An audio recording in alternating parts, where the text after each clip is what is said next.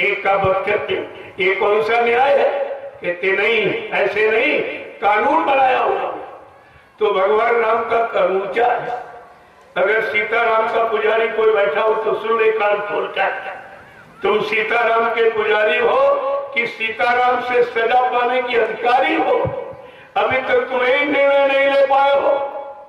कानून, सिद्धांत, नीति को मानने वाला ये पुजारी होता है और विपरीत चलने वाला पुजारी नहीं होता। तो भ्रष्टाचारी होता है, दुराचारी होता है। तो भगवान ने कानून क्या बनाया?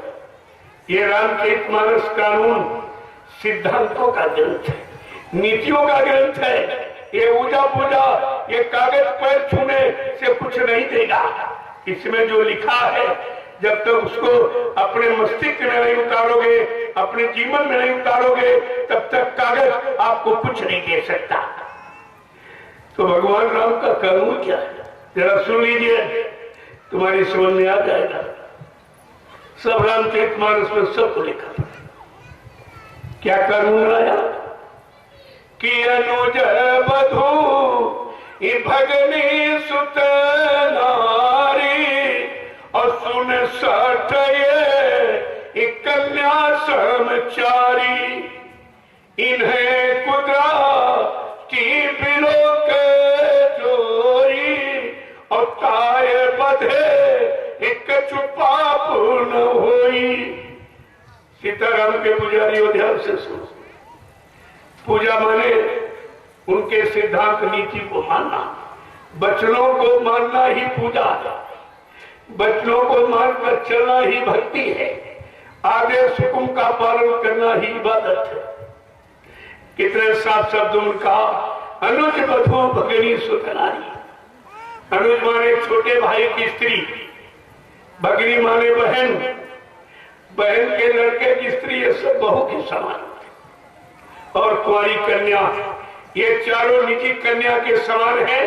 इन पर कोई बुरी नजर डाले या गंदी आदत से इनके चरित्र को खराब करने की कोशिश करे, भगवान राम का कानून कहता कि ऐसे इंसान का अगर वध कर दिया जाए कोई पाप नहीं है। क्या इस समय कोई बच सकता है? नारी पर दृष्टि पड़ते ही तुम्हारी मन खराब हो जाता है, कैसे बचोगे? भगवान राम की पूजा कैसे करोगे? कितनी कठिन है। काल की पूजा कितनी कठिन और दयाल की पूजा सरल, वो तुम्हारी समझ में नहीं आती। जहां माफी है वहां समझ में नहीं आ रहा, जहां सजा है वहीं जुटे पड़े हो, लगे पड़े हो, क्योंकि तुमने सिद्धांत को नहीं पढ़ा। देखो कितना साफ साफ लिखा। और दूसरा कानून भगवान ने, राम ने क्या बनाया? कितने साफ साफ शब्दों में लिखा कि मतलब यानी कि तुम्हारे लिए कैसी पूजा। पूजा माने कोई दाढ़ी बाल बढ़ाना, लाल पीला कपड़ा पहनना नहीं, कोई छापा तिलक जनेऊ चंदन मंदिर पूजा नहीं है। ये तो शरीर की बनावट है, सजावट है। पूजा अंदर में होती है। अनुज बधी भगनी सुतनारी, सुन सखिए कन्या सुनचारी। ये चारों अपनी निजी कन्या के समान है और इन पर कोई बुरी नजर डाले या गंदी आदत से इनके चरित्र को खराब करने की कोशिश करे, भगवान राम का कानून कहता ऐसे इंसान का अगर वध कर दिया जाए कोई पाप नहीं। क्या इस समय कोई बच सकता है? सबकी नजर खराब हो गई, दृष्टि खराब हो गई। 80% पाप आंख से चलते, आंख से। इसीलिए कहा दर्शन करो तो सब चला, तो आंखी की गंदगी उतर जाए। वचन सुनो, संतों के वचन सुनो, कानों की गंदगी खत्म हो जाए, यानी मतलब। और प्रसाद भंडारों का पाओ तो जवान की गंदगी खत्म हो जाए। पैरों से चलकर जाओ तो सत्संग में जाओ तो गंदगी आपकी खत्म हो जाए। ये सब जानकारी आपको दी। तो धीरे धीरे महापुरुषों ने सब कुछ खोल रखा, लेकिन समझ में किसी के कुछ नहीं आया। अगर समझ में आ जाता तो आज समाज की ये हालत नहीं होती जो आप देख रहे हैं। और निरंतर बिगड़ती ही चली जाए। कोई सुधार की बात कहीं नहीं हो। क्यों? संहार कभी सुधार होता ही नहीं। जो पिछली शक्तियां आई वो काल शक्तियां थी। उन्होंने देश समाज सुधार तो किया, लेकिन मार काट हिंसा पूरी क्रांति के द्वारा। लेकिन आज कलयुग में जो सदगुरु ने कलयुग के सुधार का जो बीड़ा उठाया है, वादा किया है, वो पूरी क्रांति से नहीं, वैचारिक क्रांति की बात कहा था। मैं वैचारिक क्रांति के द्वारा देश दुनिया में परिवर्तन करके दिखा दूंगा और तुम्हारी वो पूजा करा दूंगा जो रामकृष्ण की नहीं है। रामकृष्ण की पूजा उन्होंने तो मार काट हिंसा कतलेआम खून खराबा किया, इसलिए मारे डर और भय के लोग पूजा करते हैं। लेकिन मैं वैचारिक क्रांति के द्वारा देश दुनिया में परिवर्तन करके दिखा दूंगा, तुम्हारी वो पूजा करा दूंगा जो रामकृष्ण की नहीं। लेकिन बच्चा, तुम टाट मोरा पहनकर तपस्या तो करो। क्या तपस्या आपने की? टाट बोरी की महिमा आपने रखी? कुछ समझे लोगों के नहीं आए। टाट भी पहने घूम रहे, कहते बाबा जी मर गए। तो हमने कहा फिर ये टाट क्यों था? ये किसने पढ़ाया था? तुम्हारे माँ बाप ने पढ़ाया या और किसी के आदेश हुकुम से आपने पढ़ा? जब गुरु के आदेश से पढ़ा है, गुरु के लिए पढ़ा। जैसे स्त्री श्रृंगार पति के लिए करती, जब पति मर जाता है तो परिवार के लोग जबरदस्ती उसका श्रृंगार उतारते थे। ठीक उसी तरह ये टाट बोरा सतगुरु दाता दयालु ने आपको आदेश दे के पहनाया और उनके आदेश पर उनके लिए आपने पहना और उन्हीं को कहते मर के चले गए तो विधवा की तरह तुमको टाट उतार के रख देना चाहिए। ये तुम्हारे लिए नहीं है। मैं आगे समय आ रहा, तुम्हारा टाट बोरा ये भारत की जनता नोच कर फेंक देगी, कहेगी तू भी झूठा, तेरा गुरु भी झूठा। कितना बड़ा अपराध कर रहे हो, कभी इस पर विचार तुमने किया? तुम्हारे इस अपराध से कितना भारी नुकसान कितनी जीवात्माओं का हो गया और जीवात्मा बेचारे सही सच्चे रास्ते से हट करके कहां भटकते। इनको कौन वापिस लाएगा? तुमने तो कोई जीव जगाया नहीं, जब जगाया नहीं तो हटाने का अधिकार तुमको किसने दिया? करोड़ों जीवों को हटा दिया। जबकि बाबा जी ने कहा मैंने ये बगीचा बड़ी मेहनत और परिश्रम त्याग और संघर्ष से तैयार किया। बच्चा, तुम्हारा सबका परम कर्तव्य है मेरे इस बगीचे का एक भी पेड़ न हटने देना न सूखने देना।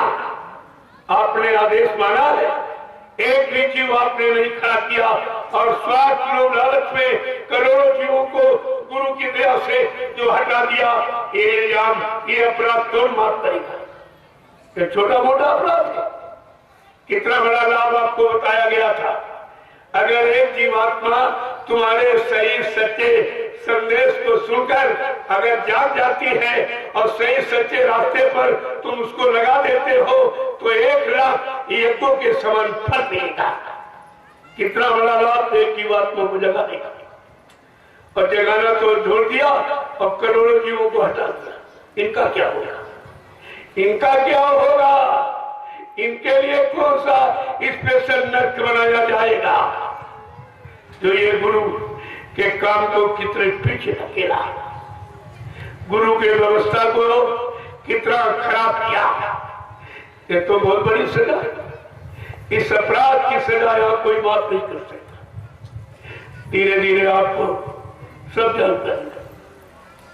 बाबा जी ने यह भी कहा कि भव सागर भरमो नहीं ये प्रताप मार, निश्चय करके मान ले तुरंत उतारूंगा। इस भवसागर में तुम भ्रम मत करना कि तुम्हारी जीवात्मा को भवसागर से निकालने की और कोई आ जाएगा या और कोई नाम का बेड़ा लगाएगा। कहा मेरे बल पौरुष का भरोसा कर, मुझ पर विश्वास कर, इस नाम रूपी नौका पर बैठ जा, मैं तुझको तेरे घर पहुंचा दूं। क्या इससे सरल और कोई युक्ति तुम्हारे लिए? ये भी नहीं कर पाए, बैठ भी नहीं पाए। कहा कुछ नहीं करना तो एक काम करना, पड़े रहो दरबार में, धक्का धनी के खाओ और कबहू दीन दयाल के भनक पड़ेगी। कहा आपने वो भी नहीं कहा। कहा बच्चा दरबार में पड़े रहना, खड़े रहना, अरे रहना, कभी न कभी मालिक की दया हो जाएगी। न तुम पर दरबार में खड़े रहे न पड़े रहे, तुम सबके सब भाग खड़े हुए। कोई डर भग गया, कोई डर भग गया, कोई डर। तो दया हो तो किस पर दया की?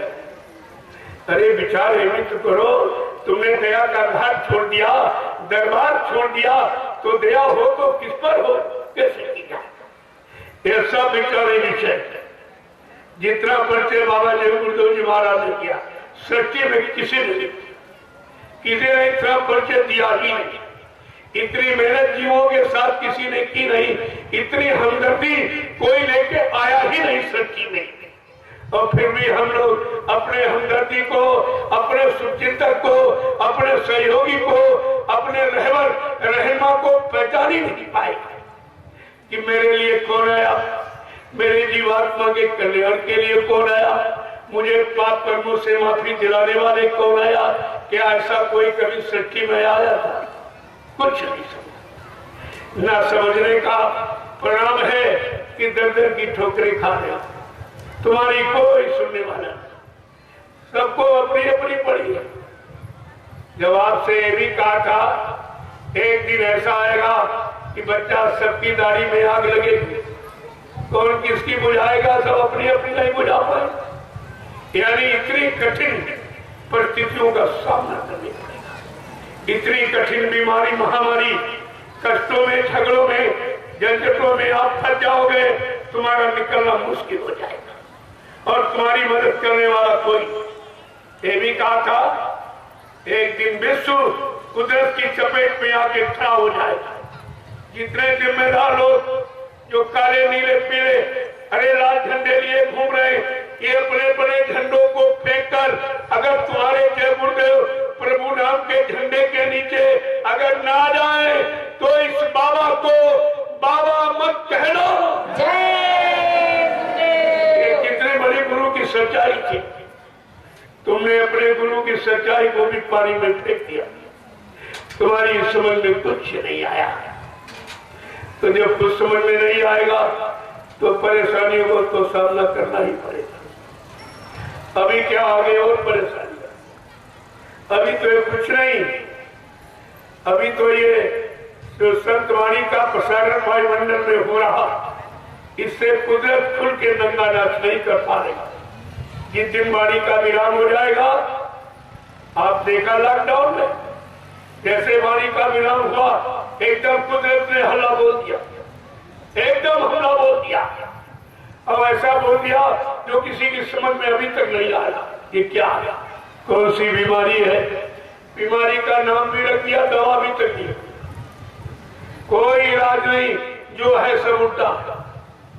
उसका परिणाम और खराब है, क्योंकि कुदरत की नाराजगी ये इंसान धर्मान भरमान बुद्धिमान के बस की नहीं है कि उसकी नाराजगी को ये लोग खुशहाली में बदले, क्योंकि कुदरत की नाराजगी को संत महापुरुष ही जानते, उनका सीधा संबंध कुदरत से होता, इसलिए कुदरत से वो माफी करा सकते।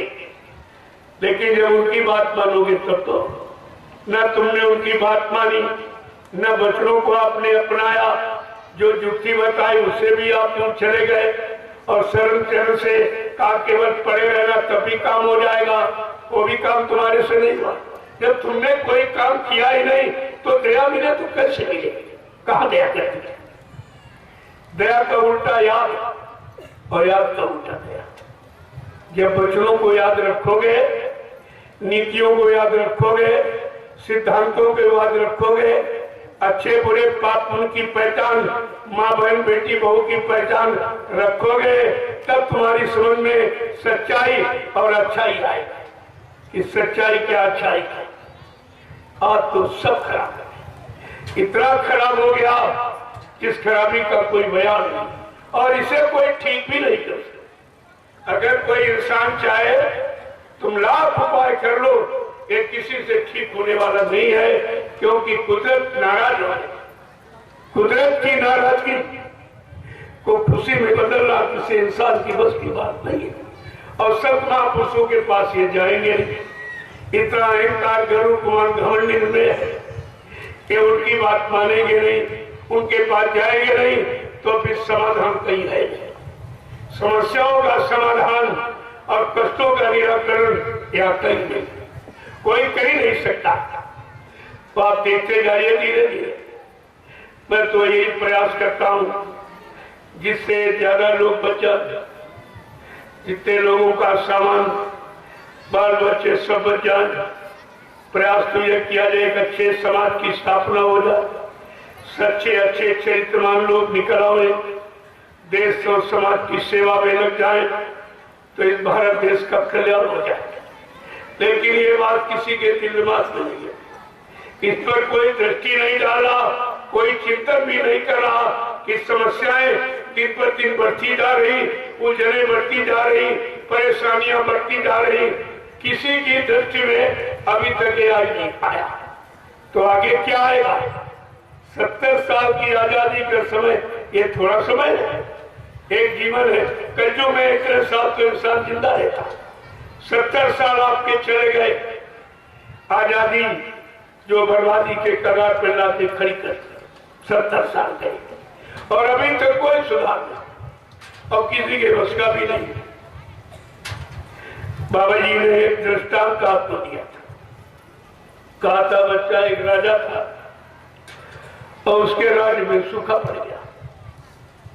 राजा तो खत्म हो गया, उसके बच्चे को राजा बना दिया। जैसे राजा बनाए तो सूखा पड़ गया, इतना बड़ा सूखा पड़ गया कि पेड़ पौधे सब सूखने लगे, सब पशु पक्षी जल के अभाव के कारण सब मरने लगे। तो मंत्री ने कहा राजा बड़ा अन्याय, आप जल्दी करो, जल्दी करो, किसी ब्राह्मण को बुला करके भगवान नाम का जाप रहा था, चला जाएगा। क्यों? कहा लिखा है जा सुराज प्रजा दुखारी स्वर्ण पवस नरक अधिकारी। जिसके राज में अगर प्रजा दुखी है वो राजा नरक में जाता है। क्या इन लोगों ने इसे रामचरित मानस को नहीं पढ़ा? क्या इस चौपाई पर ध्यान नहीं दिया है कि अगर राजा के द्वारा कोई अपराध हो जाएगा, राजा के द्वारा कोई ऐसा कानून बन जाएगा जिससे प्रजा दुखी होगी, तकलीफ में, मुसीबतों में, लड़ाई झगड़ों में फंस जाएगी, तो उस राजा को नरक में जाना पड़ेगा। ये सिद्धांत है, जा सुराज प्री प्रजा दुखारी स्वर्ण पवस नरक अधिकारी।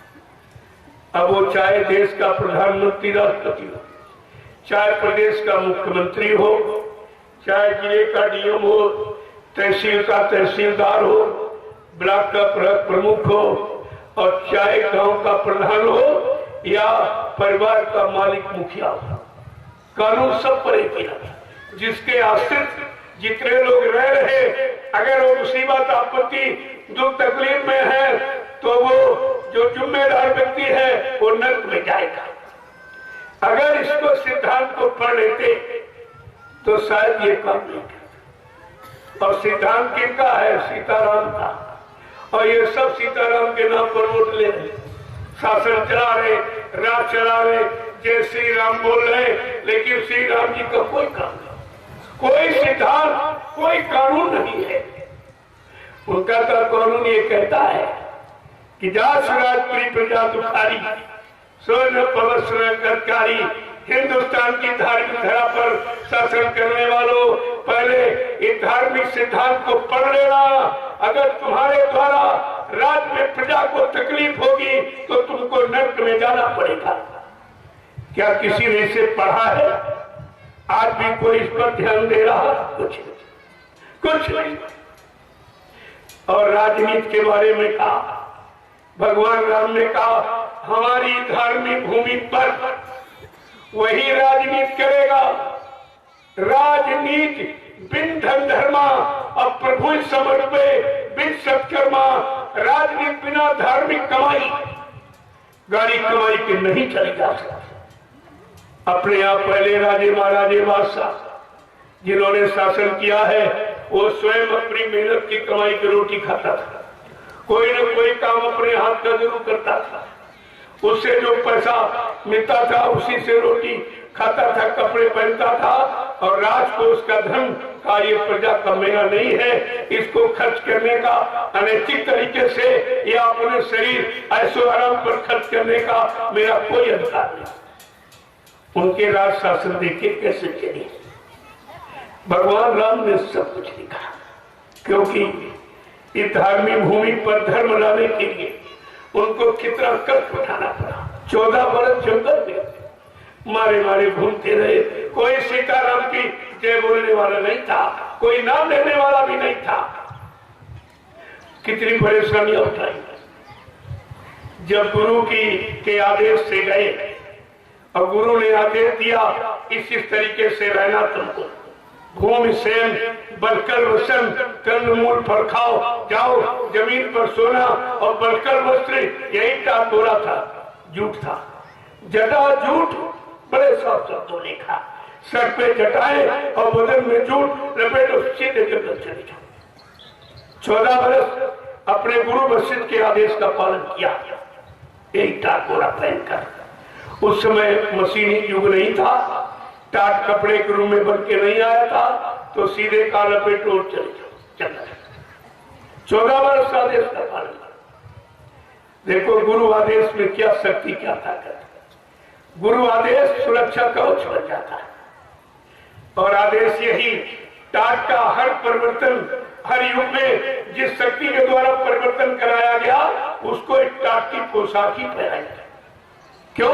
टाट फक्कर है, बाना फकीरी, वक्ते मुर्शिद फिनाए हुए, ये फकीरों का बना है। और भगवान राम को बनाया।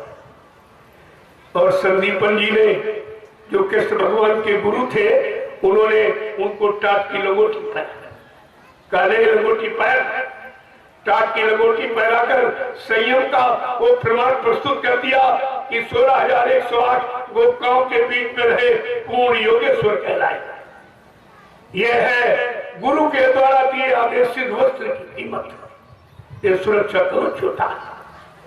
मोहम्मद साहब ने जीवन पर्यंत टाटगोरा दूसरा कपड़ा शरीर पर धारण।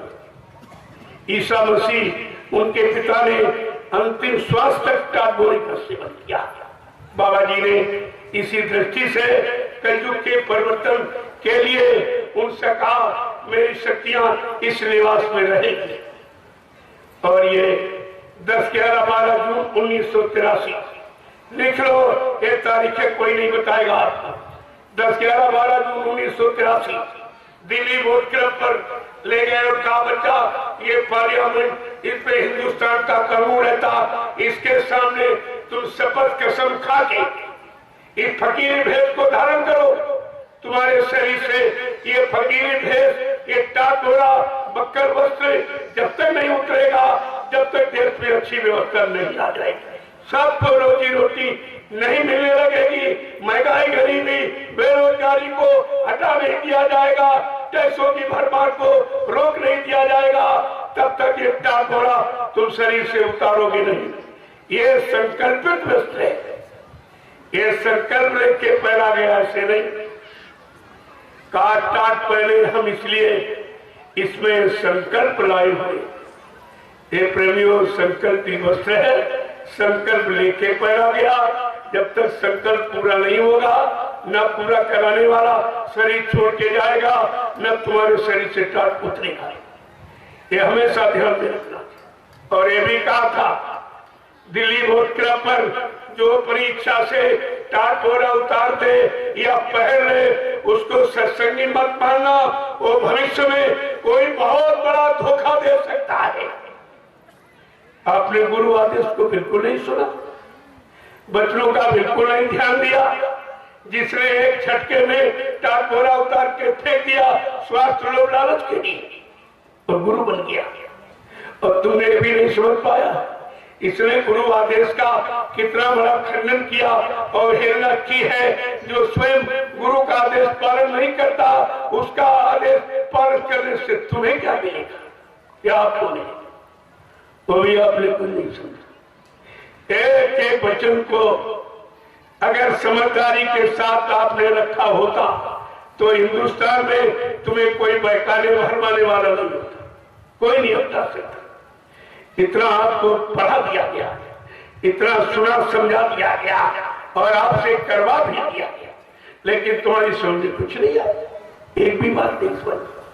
कहा था बच्चा भगवान राम को परिवर्तन करने में 14 वर्ष लगे।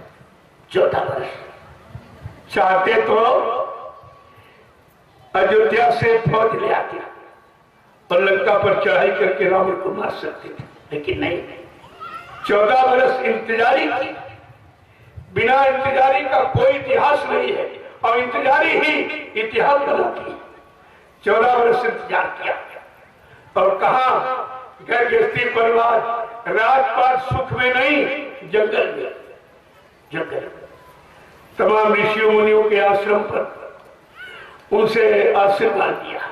ऐसे नहीं काम हुआ, आशीर्वाद दिया। 14 वर्ष और भगवान राम को 18 दिन लगते, लेकिन कहा बच्चा हमको कलयुग के परिवर्तन में 18 मिनट भी नहीं लगेंगे। देखो कितना बड़ा संकल्प है। कलयुग सबसे ज्यादा खराब, लेकिन परिवर्तन करने वाली शक्ति क्या कह रही है कि कलयुग के परिवर्तन में हमको 18 मिनट भी नहीं लगेंगे। मेरे पास ऐसी भूमिका व्यवस्था है, मैं उस भूमिका व्यवस्था के द्वारा सारे विश्व में परिवर्तन करके दिखा दूंगा और सारा विश्व मेरी व्यवस्था भूमिका के आगे एक दिन नतमस्तक हो जाएगा। लेकिन आपकी समझ में तो कुछ नहीं आएगा। इतना सुनाया गया, समझाया गया, जगाया गया, लेकिन तुम सोते ही नहीं। आपकी समझ में कुछ नहीं आया। देखिए ये सब तुम्हारे सामने। कहा था 1959 कि कोई भविष्यवाणी बाबा जी की मिल जाए, कोई पत्रिका तो पढ़ना, उसमें बाबा जी ने पहले ही क्या कहा था। कहा बच्चा अब मैं आगे ऐसी नाजुक स्थिति बना के खड़ी कर दूंगा, फिर कुछ दिनों के लिए मैं तुम्हारे से दूर चला जाऊंगा। तुम इतनी जल्दी ना मुझे पहचान पाओगे न मेरे काम को समझ पाओ, लेकिन मैंने जो वादे किए हैं एक एक वादा पूरा करके दिखाऊंगा। ये सब वादा हुआ है, लेकिन आपकी सोच, लेकिन कहा तुम मेरा इंतजार भजन करके करते रहे, और तुम तो कर नहीं कुछ सकते हो। भजन करके मेरा इंतजार करते रहना, मैं समय पर आकर अपने समस्त वादों को पूरा करके दिखा दूंगा। ये सब आपसे कहा गया, लेकिन समझ में किसी को कुछ नहीं है, कोई चीज नहीं है। जब समझ में नहीं आई तो फिर तुम करोगे क्या। सबरी ने 12 वर्ष इंतजार किया। इंतजारी का बड़ा इतिहास है। सबरी के गुरु मतंग ऋषि जी, जब उनका समय पूरा होने लगा, उन्होंने कहा सबरी एक दिन तेरे घर भगवान राम खुद चल के आएंगे। बड़ी खुश हो गई, तो गुरु के वियोग को भूल गए और गुरु के आदेश का पालन करने लगे कि तुम उनका इंतजार करना। उसने दिन तारीख महीना कुछ नहीं पूछा और 12 वर्ष तक इंतजार किया अपने भगवान राम का। तुमने कितने दिन इंतजार किया अपने भगवान गुरु का? तुमने अपने सदगुरु भगवान का कितने दिन इंतजार किया? 1 मिनट भी नहीं किया। कोई इधर भाग गया, कोई उधर भाग गया, कोई इधर भाग गया। इंतजारी का इतिहास भूल गए। कम से कम ये तो समझना चाहिए कि बगैर इंतजारी का कोई इतिहास नहीं है और इंतजारी ही हमारी परीक्षा है। सब तरह की परीक्षा हो जाती इंतजारी में। तो धीरे धीरे धीरे धीरे इंतजारी तो ये हो रही है और क्या। इसी इंतजारी में अच्छे बुरे, असली नकली, झूठे और सबकी पहचान हो जाएगी कि असली कौन है, असली शिष्य कौन है। गुरु नानक देव जी महाराज का इतिहास नाम आपने सुना पड़ा होगा। सिखों के प्रथम गुरु थे। जब गुरु नानक देव महाराज के 4400 शिष्य हो गए तो उनको चिंता हो गई कि शिष्यों की संख्या तो बढ़ती जा रही, लेकिन इसमें मेरा सच्चा आशिक कौन, मेरा सच्चा प्रेमी कौन, जो मेरे सिवा न किसी को जानता है, न पहचानता है, न अपना मानता है। ऐसा मजबूत यानी मतलब आस्थावान शिष्य कौन है? तो उन्होंने उसकी तैयारी कर दी। संगत से कहा कल पूरी संगत आएगी, मैं एक आवश्यक संदेश दूंगा। और रात में तैयारी कर ली कि एक झोपड़ी बनाई, झोपड़ी में एक तरबूज का फल रखा, एक तलवार रखी, एक बाल्टी लाल रंग पानी गुरबा के रखा दिया और एक प्रेमी को अंदर बैठा दिया। जब सवेरे संगत आई तो गुरु नानक देव जी महाराज ने कहा सब लोग लाइन से खड़े हो जाओ। सारी संगत जब लाइन से खड़ी हो गई तब उन्होंने कहा हमें सर चाहिए, सर। जो सबसे आगे प्रेमी खड़ा था बड़ा खुश हुआ कि अगर मेरा सर गुरु के आदेश में लग जाए तो मेरा मानव जीवन सार्थक हो जाएगा। क्योंकि गुरबाणी में लिखा है शीश दिए गुरु मिले तो अभी सस्ता जान। अगर सच्चा परमार्थी गुरु, आत्मा को जगाने वाला, परमात्मा से मिलाने वाला, पाप कर्मों में माफी दिलाने वाला ऐसा सच्चा सदगुरु मिल जाए, उसके मिलने में अगर ये सिर चला जाए ये सस्ता सौदा है। वो हंसते हंसते प्रेमी अंदर चला गया। इसी तरह जो बैठा था पहले से उसने तलवार उठाई और तरबूज पर मारी, खच की आवाज, बकरे का कान में था तो मैं की आवाज। एक लोटा लाल रंग पानी फैला दिया, बाहर निकल के आया। संगत ने देखा अरे का इसका तो काम हो गया। ऐसे प्रेमियों 1 2 3 4 5 अंदर गया। जब छठे का नंबर आया फिर गुरु नानक देव जी महाराज ने कहा हमको सर चाहिए, सर। तो भगदड़ मच गई, भगदड़ मच गई। चलो हाँ गुरु ने सर मांगा इसलिए भगदड़ मच गई, यहाँ तो कुछ नहीं मांगा गया और फिर ये सब भगदड़ मच गई, सब भाग गए। 45 करोड़ चेलों में कोई नहीं टिका। प्रेमियों गुरु नानक देव जी महाराज का जब इतिहास लिखा गया, आज आपने सुना पड़ा होगा पंच प्यारे, 5 प्यारे निकले गुरु के। गुरु के प्यारे 5, 4400। और बाबा देव गुरुदेव जी महाराज के आप 45 करोड़ चेलों में एक भी गुरु का प्यारा नहीं निकला। कोई गति का प्यारा, कोई सामान का प्यारा, कोई धन दौलत का प्यारा, कोई जमीन का प्यारा, कोई आश्रम का प्यारा निकला, लेकिन गुरु का प्यारा एक भी नहीं निकला। कितने बड़े अफसोस की बात है। जिस गुरु ने कितना परिश्रम, मेहनत, संघर्ष, यातनाएं उठाई, हम तो सबको सही सच्चे रास्ते पर लाने की और लगाने की और रखने की।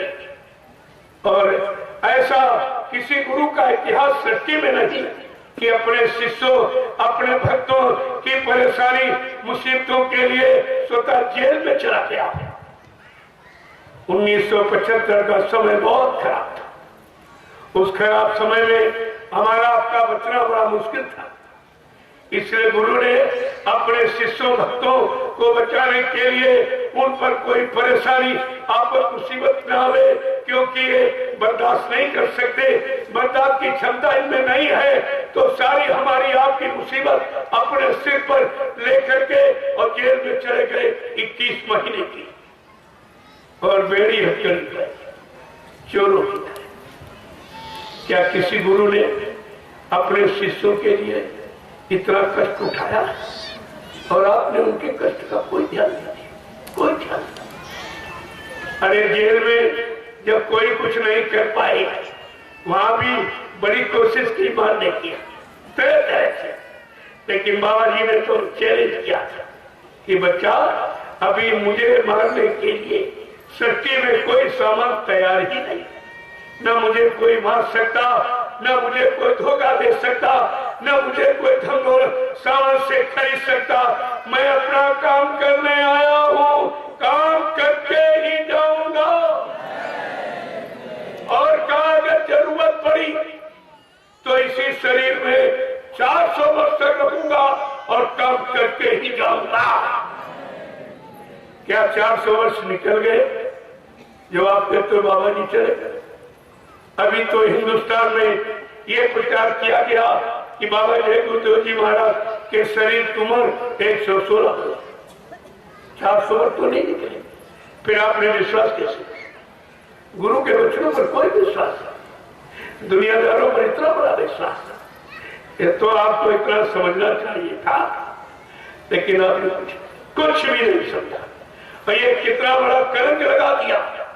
750 वर्षों में जितने संत आए उन पर आपने कलंक लगा दिया कि गुरु झूठ बोल के चले गए, वादा खिलाफी करके चले गए, दगेबाजी करके चले गए। आपने छोटा मोटा कलंक लाया, इसकी सजा, इसका अपराध कैसे क्षमा होगा? सब लोग अपराधी हो, एक नहीं था। एक बार सबके मन में शंका आई कि गुरु चले गए। देखो शंका ने कितना बड़ा तुम्हारा नुकसान कर दिया। 1 मिनट में गुरु से हटा दिया, गुरु पर से विश्वास हटा दिया, गुरु के वचनों पर से भी विश्वास आपका हटा दिया। एक बार ने तो सबको शंका, अगर ये अभियान न चलाया गया होता तुम सब लोग वहीं खड़े थे, उसी काल के गाल में खड़े थे। लेकिन संत अपना बीज कभी नष्ट नहीं होने देते। संत बीज बिनसे नहीं, आज पड़े तो झोल और कंचन यद बिस्टा गिरे घटे रता को बोल। अगर सोना को नाली में डाल दो और धो के ले जाओ तो कीमत कम हो जाएगी। क्या कीमत कम हो जाएगी? ऐसे संत बीज नीच कर उठ जाए तो संत का संत। और किसी जाति में, किसी गांव से, प्रांत में जन्म ले सकते, लेकिन संत संत ही उसमें कभी जब स्वार्थ की भावना नहीं करती, तब वो कितनी बड़ी पहचान आपको दी, लेकिन तुमने वो पहचान सब खत्म कर। आपको इसीलिए गुरु की पहचान दी कि कहीं तुम अपने सदगुरु को भूल न जाओ। स्वार्थी लोभी लाची कहीं अपने स्वार्थ में फंसा कर तुमको बहका भरमा न दे, इसलिए गुरु का परिचय आपको दिया। गुरु कोई दाढ़ी वाल का नाम नहीं, गुरु कोई लाल पीले सफेद कपड़े पहनने वाले का नाम, गुरु कोई जात बिरादरी का नाम नहीं, गुरु कोई जमीन जायदाद घेरने वाले का नाम नहीं, गुरु कोई चेला बनाने वाले का नाम नहीं। चेले से रुपए पैसे धन दौलत सामान लूटना मांगना ये गुरु का काम नहीं है। गुरु किसे कहते हैं कि हर आशीष ये धन शोक न हराई और सो गुरु गो रे नर के महापरई। कितना बड़ी पहचान दी। अगर कोई चेला बना रहा हो, नाम दान दोहरा रहा हो, रुपए पैसे लूट रहा हो, का ऐसा गुरु रवरो घोर नर्क में जाएगा। ये नर्क में जाने वाला काम है। गुरु का काम क्या है? शोक हरई। शोक माने कष्ट को हर ले, दुख मुसीबत आपत्ति को दूर कर दे, बीमारी महामारी से आपको बचा दे, दुर्घटनाओं से अकाल मौत से आपकी रक्षा कर दे, उसको गुरु कहते हैं। तुम्हारी समझ में भी कुछ नहीं आई। रामचरितमानस ये गुरु का पूरा परिचय दे। अगर आपने उत्तरकांड को पढ़ लिया होता तो अपने गुरु को कभी नहीं छोड़ते, कभी तो अलग होते ही नहीं। उसमें इतनी बड़ी महिमा लिखी गोस्वामी जी महाराज। आवाज से नहीं, 550 वर्ष पहले से आपको गुरु की महिमा बताई जा रही है और तुम्हारे समझ में कुछ नहीं है। अरे भगवान राम कृष्ण को तो गुरु ही मिले थे, तुम इतने बड़े भागशाली कि तुमको सदगुरु मिल गए और फिर भी तुम उनकी कीमत नहीं कर पाए। उनकी कीमत उनको न जान पाए, न मान पाए, न पहचान पाए, न अपनी जीवात्मा का उद्धार कल्याण करा पाए, न पाप कर्मों में माफी दिला पाए। आपने तो कोई काम नहीं करा। फिर तुम्हारा गुरु से मिलने का या गुरु को करने का तुम्हारा अर्थ क्या निकला? क्या मतलब निकला? जबकि बाबा जी ने क्या कहा था? नामदान गड्ढे में ढकेलने के लिए नहीं दिया था। नामदान का मतलब जिम्मेवारी होती है। कहा जिनको मैंने नामदान दिया, जब तक इन जीवात्माओं को इनके घर नहीं पहुंचा लूंगा तब तक मैं मानव शरीर को छोड़ के जाने वाला नहीं हो। ये कितना बड़ा वादा जीवात्माओं की। आपने अपनी जीवात्मा के कल्याण के बारे में कुछ नहीं सोच पाया कि मैं क्या करना चाहिए, किसके पास जाना चाहिए, किसका सुनना चाहिए, क्या करना चाहिए, कुछ भी तो आपके समझ में नहीं आया। देखिए कितना बड़ा नुकसान आपने अपना। जबकि बाबा जी ने ये भी कहा, भाई मैं वो गांधी महात्मा नहीं जो चूक जाऊं। वो चूक है गांधी महात्मा, गोली के शिकार हो गए, लेकिन मुझे मारने वाला सृष्टि में कोई पैदा नहीं। क्यों?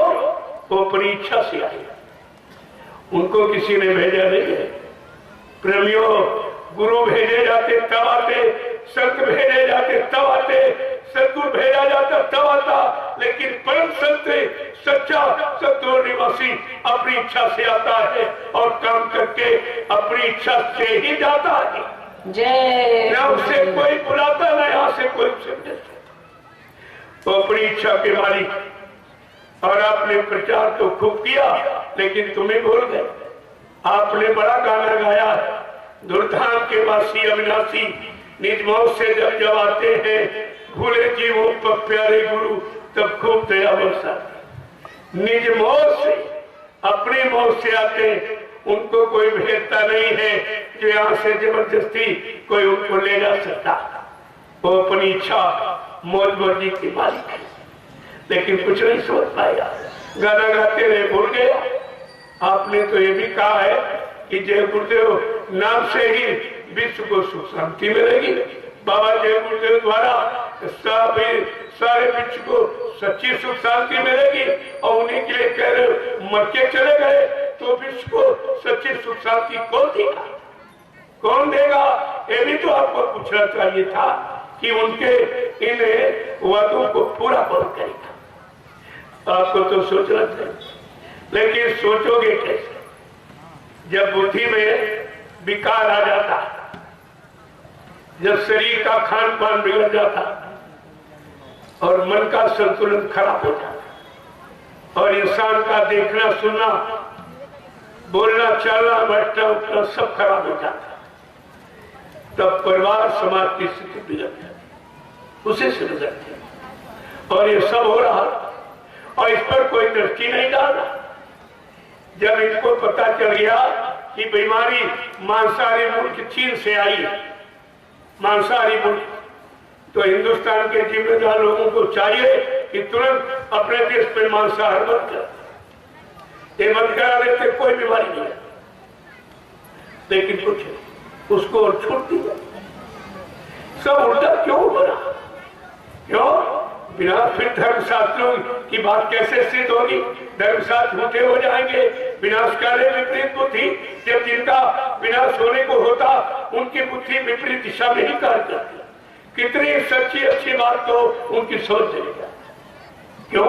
विनाश होना तो काम होना ही है, उसे कौन रोकेगा? लेकिन यह है संत महापुरुष अपनी फर्ज अदायगी करते, अपने फर्ज को हमेशा निभाते हैं और हम अंत समय तक आपको सही सच्ची दिशा की जानकारी और संदेश देते रहते। वो उनका काम। अब तुम्हारा काम माने ना माने का, मानोगे ठीक, नहीं मानोगे तो जाते। इसलिए इसको आपको समझना चाहिए। ये मुक्ति दिवस कभी आपने सुना था, पढ़ा था कहीं? 4 वेद 6 7 18 पुराण 19 उपनिषद और 36 ऋचाएं, जिनमें धर्म की चर्चा लिखी है, लेकिन ये शब्द कहीं नहीं मुक्ति। क्यों? मुक्ति यहाँ कहीं है नहीं।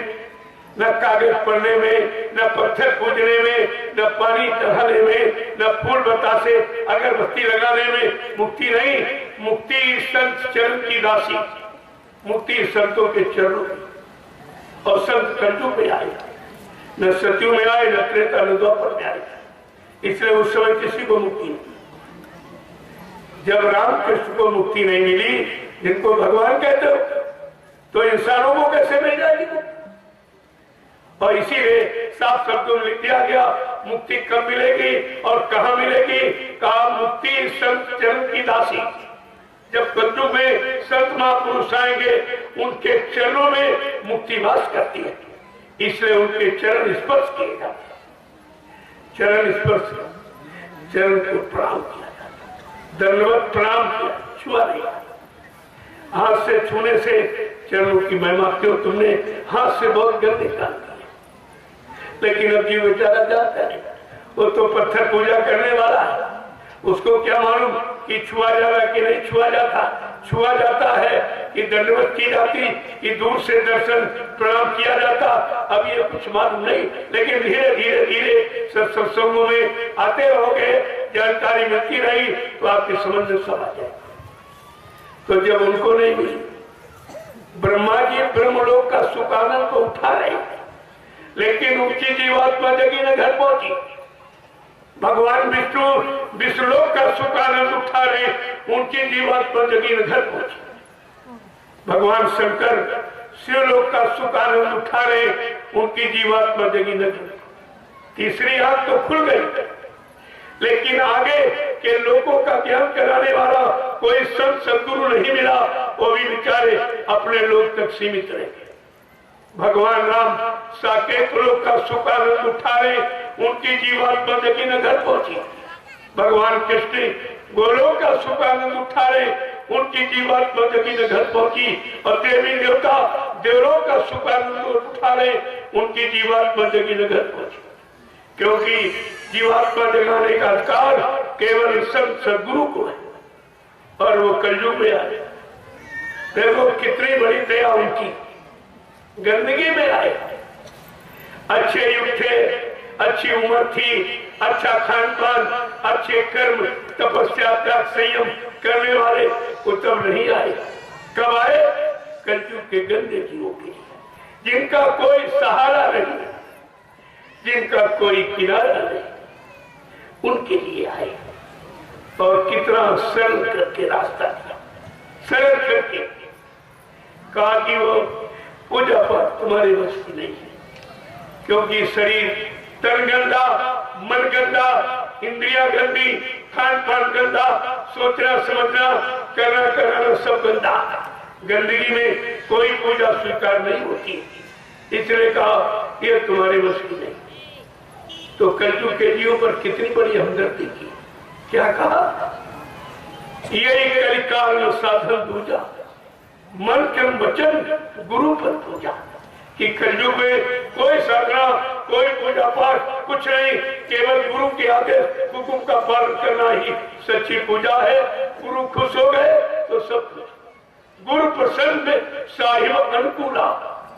अगर गुरु तुम्हारा खुश हो जाए तो मालिक पहले खुश हो, क्योंकि वो मालिक का रूप लेके ही तो आते हैं। मालिक के हुक्म आदेश का पालन करते और करवाते ही वो से। का गुरु प्रसन्न साहिब अनुकूला। गुरु राजी तो करता राजी, जहां काल कर्म की चले न बाजी। अगर गुरु खुश हो गया तो काल और काल की जितनी भी व्यवस्था है ये तुम्हारा कुछ नहीं कर सकती। यहाँ तक काम क्रोध लोभ मोह छोड़ भागे मैदान, ये सब मैदान छोड़ के भाग जाते हैं। सदगुरु के जीव पर इतनी बड़ी दया होती है, लेकिन पहले तुम्हारे अंदर वो दया पाने की पात्र और पात्रता होनी चाहिए। जैसे बर्तन होगा वैसी चीज रहेगा। अब तुम पीतल के बर्तन में खट्टी चीज डाल तो बर्तन भी खराब और वस्तु भी खराब। इसलिए पात्र और पात्रता का पूरा ज्ञान किया जाता। ऐसे नहीं, अभी तो नामदान सुनाया गया, दिया गया। क्यों हम लोग सुनने के काबिल थे, सुना दिया गया। देने के काबिल होने दे जाते। जो चीज ली जाती है उसको संभाल के रखी जाए। आपने संभाल रखी नामदान, सब भूल गए। नामदान को भूल गए, नामदान देने वाले को भूल गए। उन्हीं के महिमा को, जिसने नामदान दिया उसी कहते हो तो मर के चले गए। तो नामदान का मतलब क्या हुआ? फिर नामदान की कीमत कौन चुकाएगा? इन नामदान का लाभ कौन देगा? ये भी तो बात आपको सोचनी चाहिए थी, लेकिन सोचिए आपने तो कुछ विचार ही नहीं किया, और इसी विचार में तुम्हारा सारा वक्त और समय चला गया। अभी तक आपको कुछ नहीं मिला, कुछ नहीं मिला। और ऐसे अगर ऊपर ऊपर गुण को गाता, अंदर में क्यों नहीं लाता? जब तक ये विचारधारा नहीं बनेगी तब तक ऐसे आने जाने में कोई काम नहीं होगा। काम तो करने से होगा, सुनने सुनाने से नहीं। सुनने सुना इसलिए जाता है जिनको करना वो सुनते, सुन करके काम में लग जाते, वो सफलता प्राप्त करते। जो सुनकर सुनाते रहते, इनको सुनाया उनको सुनाया आगे सुनाया, सारा समय इसी भाषण स्पीच प्रवचन और वक्ता में ये सब चला गया, क्या मिला इनको? क्या मिला? क्योंकि संत मत करनी का विषय और काल मत कथनी का विषय दोनों अलग है। काल मत में केवल कथा वार्ता सुनाई जाती और संत मत में सत्संग सुनाया जा रहा, जीवों को जगाया जा रहा, परमात्मा के रास्ते पर खड़ा किया जा रहा और जीवात्माओं को जगाने का अभ्यास किया जा रहा। सत्संग और कथा वार्ता में कितना अंतर है?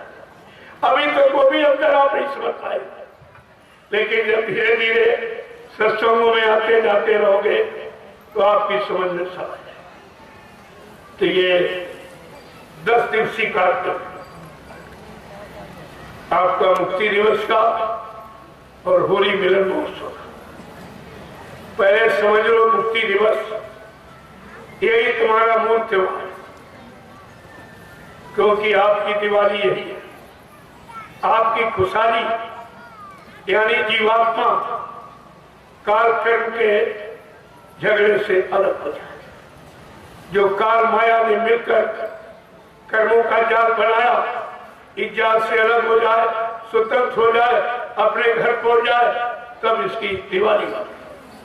दिवाली माने खुशहाली, सदा दिवाली संत घर हरदम रहे त्योहार। वहां हमेशा दिवाली उजाला, उजाला को दिवाली कहते हो। रोज एक चिराग जलाते हो, दिवाली वाले 1000 चिराग। 1000 चिराग का मतलब बड़ा प्रकाश, ज्यादा प्रकाश। ये दिवाली, ये खुशहाली है। जीवात्मा तो उस अखंड प्रकाश, देश की रहने वाली, जहाँ प्रकाश ही प्रकाश, यहाँ प्रकाश का कोई परिभाषा नहीं जो उसकी क्षमता कर सकता। तो ये कलयुग की, हम सब कलयुग के जीवों की सच दिवाली खुशहाली है। हमारी खुशहाली, हमारी सुख शांति के लिए हमारा मालिक हमारे लिए जेल में चला गया, देखिए।